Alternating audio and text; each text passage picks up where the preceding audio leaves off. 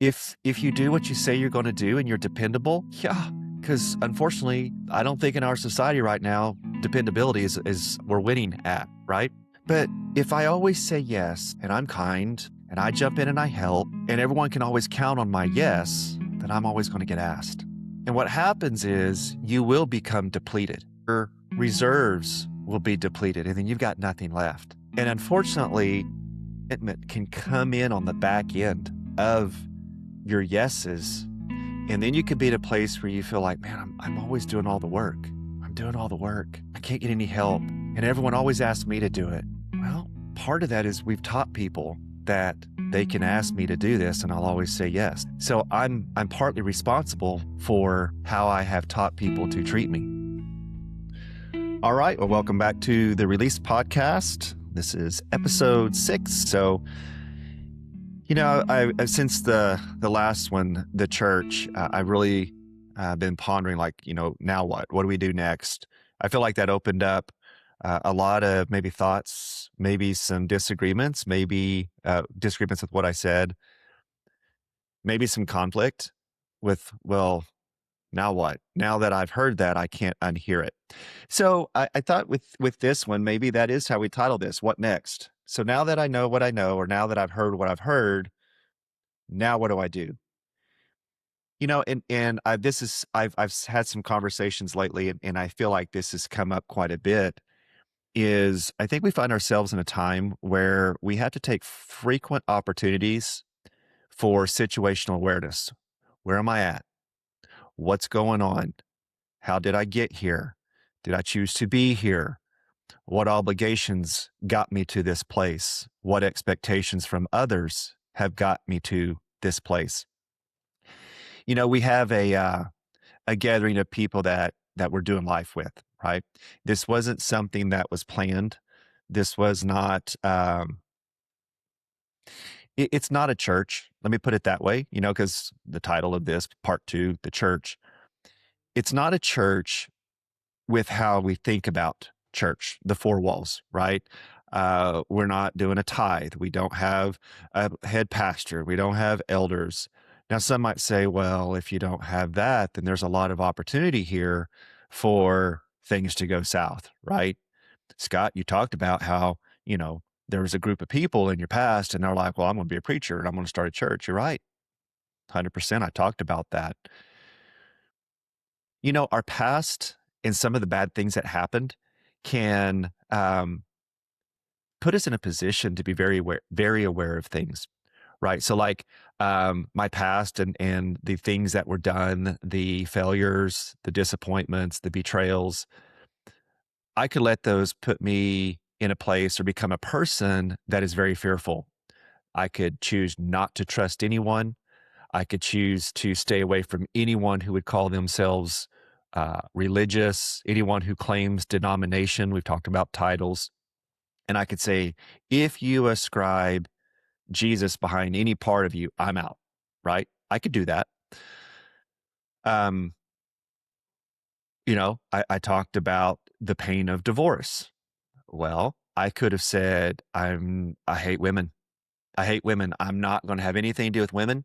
I'm done. I could do that. You could do that. I could be hurt by a family member. It's happened. And I could say, you know what? I'm not going to see them. I'm not going to be around them. They hurt me and I'm going to ostracize them. I could do that. You could do that. So we could take the bad circumstances, the bad things that have happened to us, let them define us, and we get to choose 2 things. I don't know if it was the previous podcast, the one before, but I mentioned a book and I had forgotten the title or the author. I'm sorry. Keep Your Love On. The author is Danny Silk. I put it in the show notes. It is such a great book. The gathering, that's what we call the group of people who are coming together and doing life together. We've been through this series. It's there's a pastor out of Calgary who took the book, super easy to listen to, and he took the book and condensed it into like a 6-part sermon series. Did a really good job. And in that book, we have two choices. Okay. With everything, we have two choices loosely: fear or love. Okay. Our fear, if we acknowledge it, makes us feel vulnerable, right? But let's dig into that a little bit, because fear causes us to avoid many, many good things. Fear causes us to create walls between us and the things that hurt us, or the things that we're afraid will hurt us, right? We build walls. Love says, yeah, I know I could get hurt. I'm not going to be a doormat. I'm not going to let you just run over me. Uh, e- and we had a conversation because we met last night, our gathering met last night. And we had some of that conversation where I think there's maybe also this expectation. Well, if you say you're a Christian, then you're supposed to be kind all the time, and you're supposed to be loving, and you're supposed to help, and you're just supposed to be, hey, let's sit down and sing kumbaya. I think there can be that expectation at times. Because here's the thing, I don't think people wake up in the morning going, oh, well, Scott's a really nice guy. And if I ask him to do that, he'll say yes, because Scott never says no. I'm going to take advantage of Scott. I don't think people do that. It's not that conscious of a decision. But in our discussion last night, there are those who they always say yes. They're the people pleasers, right? Yes. Can you help me? Yes. Can you do this? Yes. I've got this big event and you're a great, you're a great hostess. Can you help? Yes. I'm having a party and can you plan it for me? Yes. Hey, I'm doing this over here. Can you? Yes. They're not intent on taking advantage of your kindness, of your generosity, of your gifting, but they can count on you, right? They know they can count on your yes. And if you're good at what you do, if you're kind, if you are loving and you're a great planner or you're a great designer or whatever your great is that can help with what it is they're wanting to accomplish, and you're dependable and you always say yes, well, guess who's always going to get asked? You, right? And they're not, like I said, this isn't I'm going to take advantage of Scott. They just know they can depend on your yes for what it is they're trying to accomplish. Doesn't make them bad people. Okay. Doesn't make them bad people. This isn't my thought. This is out of Danny Silk's book. Great book. You should read it. But how are you teaching people to treat you? Right? Because it's awesome. Like if you're a dependable person, that is an amazing trait, especially in this day and age. If you do what you say you're going to do and you're dependable, yeah, because unfortunately, I don't think in our society right now dependability is we're winning at, right? But if I always say yes and I'm kind and I jump in and I help and everyone can always count on my yes, then I'm always going to get asked. And what happens is you will become depleted.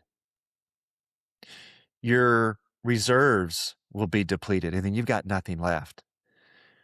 And unfortunately, resentment can come in on the back end of your yeses.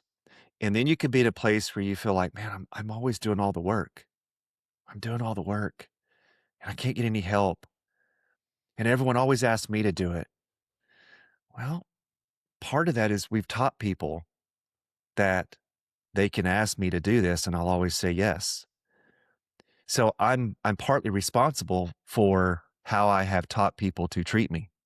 This is out of Danny Silk's book, but it's extremely relevant, right? Because as we kind of come back around to this discussion of the church, and I said in the first one, I'm not trying to burn the church to the ground, okay? I'm not coming at you with church hurt. I'm not saying, I'm not saying that. I'm not saying that at all. What I'm saying is if you listen to the podcast on the church and you walked away going, man, Scott, I don't know how I feel about this because, yeah, I see some of what you're saying. Or, yeah, I've kind of felt that way, but I never quite put it into those words. Or, Scott, I don't agree with you at all. That's okay. You don't have to agree with me. That's the great part about this. This is our podcast, okay?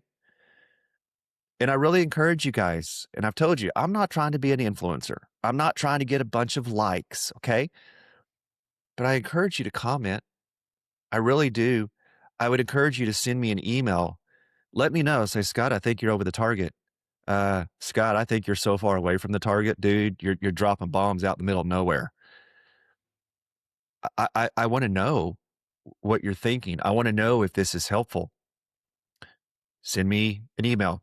Info release the number 2 rise at gmail.com, because the intent of this is to be helpful. The intent of this podcast is to be hopeful. The intent of this podcast is to bring love. The intent of this podcast is freedom. That's the intent. And sometimes those things come with hurt feelings. Sometimes those things come with anger. Scott, I think you're wrong. I don't like what you're saying. I've been a part of the church all my life, and I think what you're doing here is destructive. I want to hear what this means to you. I want to know that this is hopeful and helpful, because through the anger, or Scott, I don't understand, or Scott, that hurts, or man, I don't know if I want to listen to this podcast anymore. And I've said, push into those things, because it's on the other side that you find freedom. You may say, okay, Scott, I've listened to it. I really try to think about this with a sober mind. I don't agree with what you're saying. I'm not angry at you, Scott, but this isn't for me. If you find more freedom and love and hope in not listening to this podcast, I bless you to not listen anymore. Okay? And like, I truly bless you. I'm not hurt. I'm not offended. If this is not hopeful and helpful and brings you freedom, you have my blessing, not that you need it to no longer listen. I would never want anyone to make something a part of their life that is negatively impacting them. So that's the intent but behind whenever I say, hey, comment, send me an email. I mentioned that word, deconstruction. Scott, I feel like you have deconstructed your faith. I don't know. You're kind of getting into some of your story. You've told us a little bit. You've told us a lot. But it sounds to me like you've deconstructed your faith. Your faith in the church. Your faith in preachers and elders and deacons. Scott, I think you're hurt, and I just don't think you're willing to admit it. I can totally understand that perspective, okay? But deconstructing, that word is getting used so much because people, I believe, are waking up. Now, this isn't a repent, the end is near. I think we are very, very close to the conclusion of this story. The story of our place as it stands right now on earth. Now, oh, Scott, are you talking about Jesus coming back? I'm talking about Jesus returning, yes, but not from, like, I think a lot of it's been told, from a place of fear. Jesus is coming. You better find Jesus or you're going to hell. I think that's manipulative, and I think that's controlling. I think it comes from a sincere place, which is, I want everyone to know Jesus. I want everyone to know Jesus. I do. I truly do. But the turn or burn mentality, you better turn to God or you're going to hell. That is cruel. I don't see that Jesus did that, because Jesus wasn't trying to fill seats in the church. Jesus was trying to reach the human heart, right? And people can smell authenticity 100 miles away. They can also smell the inauthentic 100 miles away, right? And so what is my authentic self? What is my intent? If I have a motive, people are going to sniff it out. If I'm authentic and genuine, I care. I care about you. I do. I'm not going to force my understanding of Jesus down your throat.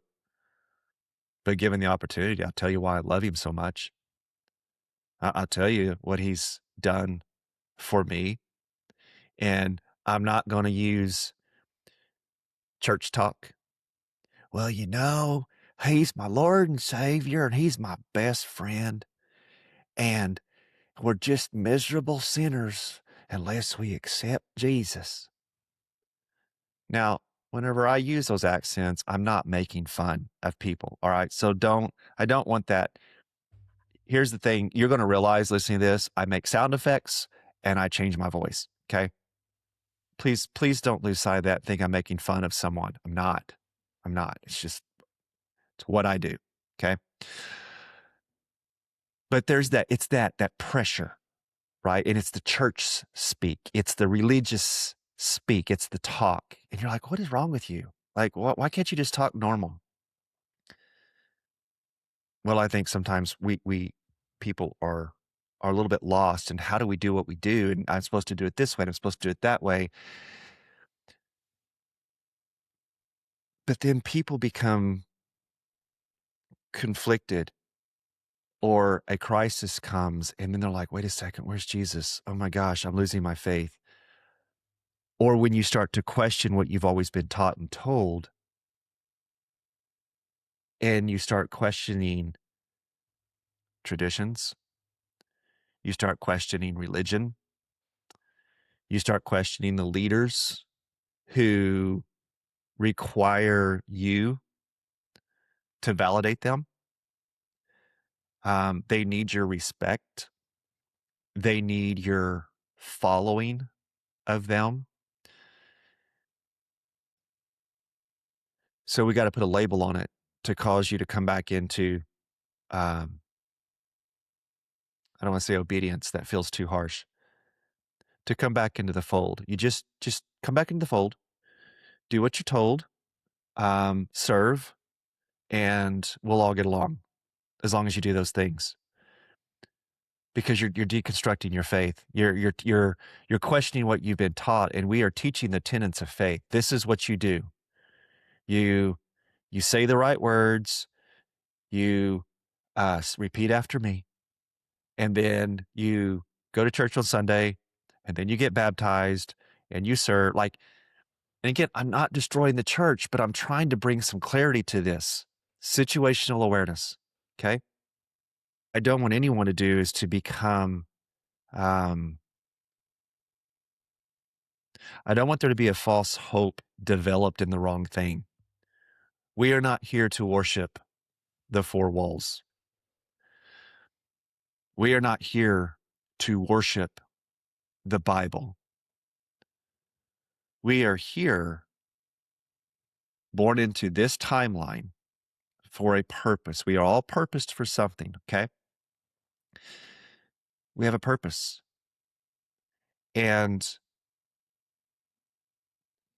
people's motives, people's ambitions oftentimes are achieved on the shoulders of others. I don't want this to be coming across as, man, Scott, you're just like, what's going on, man? It's like you're shredding. No, I'm not shredding everything. What I'm saying is, for those who have a motive or an ambition or a goal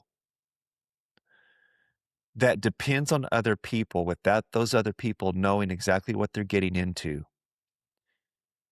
that's a very compromising place. Okay. It's dependent on servers. It's dependent on volunteers. If you know what you're getting into, that's fine. If you're like, hey, I love to serve. Then do it. Okay. I'm not saying it's wrong. If you're like, I love being in the four walls church, great, go. But it's whenever it becomes an expectation or an obligation or a demand or something that you hide behind or something that is controlling you or something that says you have to do this in order to achieve this. But ultimately, it's because me as a leader over this, I need you to get it done. And this isn't just church. We talked last night in our gathering about expectations from family. there's a lot of expectations and obligations in families. And it comes sometimes at a cost. The expectation is, um, birthday party. Well, it's a birthday party. You have to be here. Yeah, you know what? It's been a really rough week. It's been a rough month. I've had a lot going on. You know what? I just I don't have the bandwidth. I'm can't thank you for the invitation. I can't make it. What what? You can't make the what what's wrong? What's wrong? How can I'm tired. Like it's been a really rough week and I don't think I can make it. Well, something must be wrong because it's a birthday. You got to come. Why so adamant, right? Now, if it's, well, because we love you and we'd love to have you here, well, that's one thing. But if you love me and you want me here, thank you. But if you start to guilt me or pressure me with obligation, that's no longer a loving thing to do. But you also have to take inventory of the pressures that people put on you, the way they make you feel, or the way they obligate you or manipulate you to be a part of what they want. Because if the question is, "Hey, we're having a birthday party. Oh, I can't make it." Well, what's wrong? Well, what is it really about my presence, or is there something else at play? And I think if we're honest with ourselves, and if that person who was maybe trying to pressure us into attending something was honest with themselves, what's happening is they're busy. I'm sure the intent is good, hosting a birthday party, nothing wrong with that at all. But if you're not here, what will people think? Why is why is Scott not here? Or maybe there is some tension between you and that family member, and them not being there means I have to face the fact that things aren't really good and I'm partially responsible, but I don't want to take responsibility. So they're not here and I have to think about that, right? This is hard stuff. This may make us squirm. If you're that person, you might be squirming. You might be, Scott, I think that's wrong. Okay. Again, that's okay. You're welcome to say, I think that's wrong. But these hard things that sometimes people don't want to talk about, we don't want to talk about, or we don't want to acknowledge because we're afraid. We're afraid we might have to say something or do something. I may have to say no. Yeah, you may have to say no.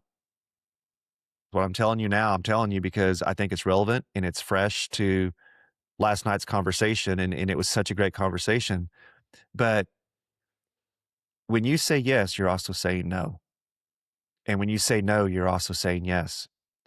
Your yes to one thing is no to many others. Your no to one thing is yes to many others, right? He uses example in the book. If you say yes to working extra hours at work, you're saying no to spending time with your family. Yeah, that one's hard to stomach. If you say yes to volunteering at all your kids' school events, you're saying yes to what the school needs from you. You're saying no to something else. This isn't a guilting, right? This is not, I don't manipulate. If you ever feel manipulated, email me. Let's talk that out. I have been manipulated so many times. Manipulation hurts and it's sneaky. But when you figure it out, you can see it quick, right? So we need you at your school. You got the fundraisers, you gotta have a booster club, got all this other stuff, right? You can say yes to that. And I'm not telling you it's wrong. I'm giving you examples. You can say yes to that. Well, that's on this night. Well, we've got that. No, we've got it. We're traveling. So we've got baseball games or football, whatever, name your sport, on Saturday and Sunday. Okay. So you're saying yes to the school's desire for money, right? Because The bigger the school, the bigger the athletic program. And then we can move from, 4A to 5A or whatever, however that works. I was homeschooled. I don't know how that stuff works, but we get to go bigger. Well, then we get more funding, and then we get more students, and then we can build more schools. So we have a great sports program, right? We got all this stuff. Well, we got to have fundraisers because we got to raise money. And we need you. We need you on Saturday. We need you on Sunday. You can say yes to that. But then what you're saying no to something else. Are you saying no to rest? Are you saying no to recreation? If you've got one kid who is sucking the wind out of the family with the events and everyone else is just stuck in the vacuum, you're saying yes to one and you're saying no to everyone else, right? If you are working in a high stress job, you're saying yes to the job and you're saying no to your own physical health, mental health, things that maybe you're called to because the job demands 40, 50, 60 hours a week, right? You're saying yes to the job. You're saying no to something else. The church is growing.